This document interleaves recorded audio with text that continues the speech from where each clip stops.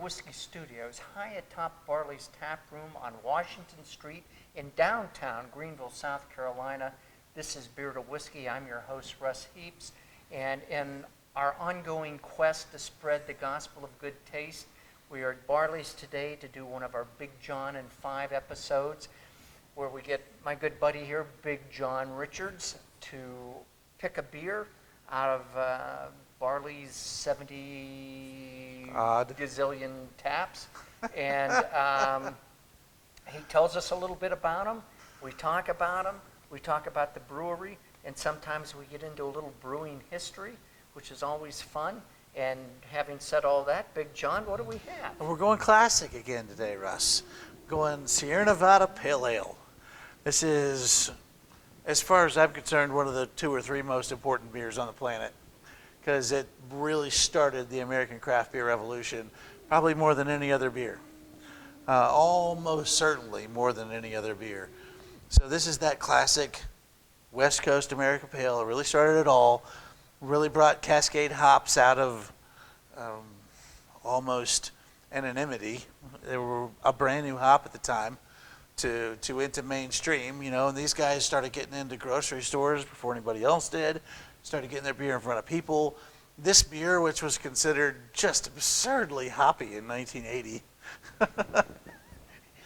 doesn't come anywhere close today. Nothing like that today. But still full of hops, still a big, hoppy, dry, but balanced American Pale Ale. And this is the beer that some of you may have seen our episode on Saison DuPont. That beer defines Saison. This beer defines American Pale Ale. So every other American Pale compares itself to Sierra Nevada in some way or another. You know, I was excited when Jon suggested doing this. I was excited about it because, number one, it's a national beer. You can get this virtually anywhere in the United States. But the other thing is, for us, it's also a regional brewery because their East Coast brewery is about 50 miles up the road from here, just outside of Asheville. And if you've never been there, it is a destination in itself. It's a cathedral. It is magnificent. And you can go up, you could probably come up and do a weekend and just not do anything but that brewery, because they have live entertainment, they've got a big amphitheater, they've got a great restaurant, and it's everything packed into it. They got and the river. They make this. And they make this, along with lots of other things. And they do all their experimental stuff there at the brewery, stuff that they collaborate on the staff with the staff on.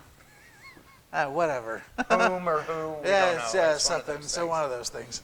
Some that they collaborate, of course, with other breweries around the country, and just so much fun stuff. Plus their restaurant up there, all their fresh food, you know, locally sourced stuff, and just really quality ingredients, quality food up there, quality environment. It's a fun time. Take a tour.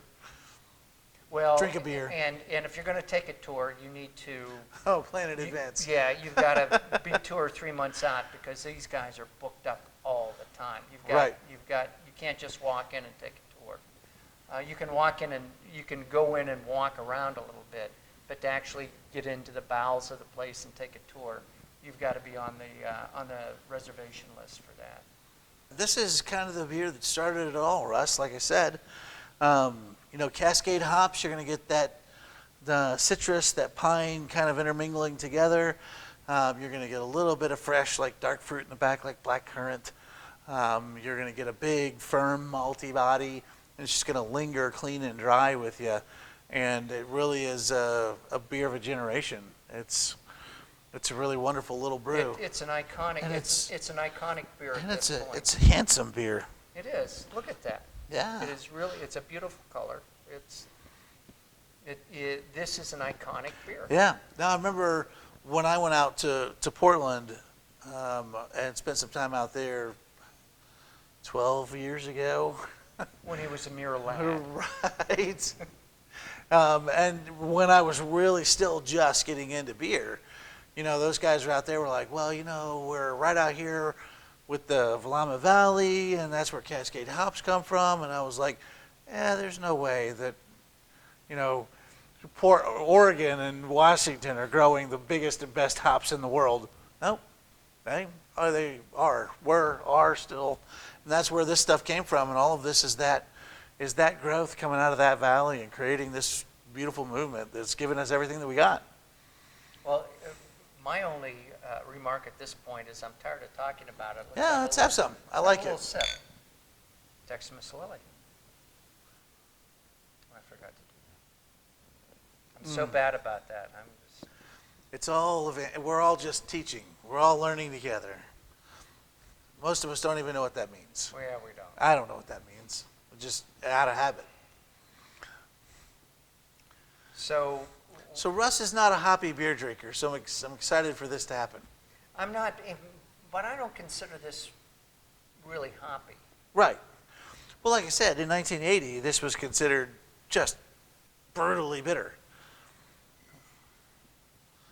Yeah, and maybe my taste buds have matured enough. Everything else is obviously matured enough.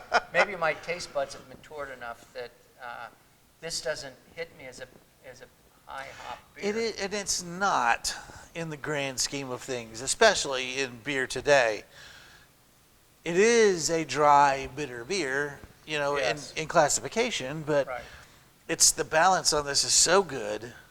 It's such a clean, bready malt backbone, just like I said, firm, without getting aggressive with the sweetness either, that just the balance on it is just perfectly put together. Yeah, it's nice. And it's the fact that this is a nationwide beer that you can go into just about any local grocery store in the country, and they're going to have Sierra Nevada, sitting And right next and to. a lot of bars. Yeah, and a great amount of bars. If And they have any craft beer Right. on tap, Yep. this is probably one of them. Right. And it's for good reason. Straight down the line from their experimental stuff down to here, which this is still better than half of what they make total. Yeah. It's a really well done operation.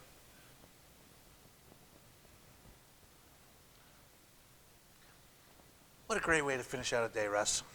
It is. We do a bunch of these in a day, and we've done a beer 101, and we've probably done at least 6 or 7 Yeah. other of these. So this is maybe number 7 or number 8. Peek behind the curtain there. Yeah. And I'm We glad- don't finish the beer each time. No. We haven't had 13 beers today. Yeah. Yet.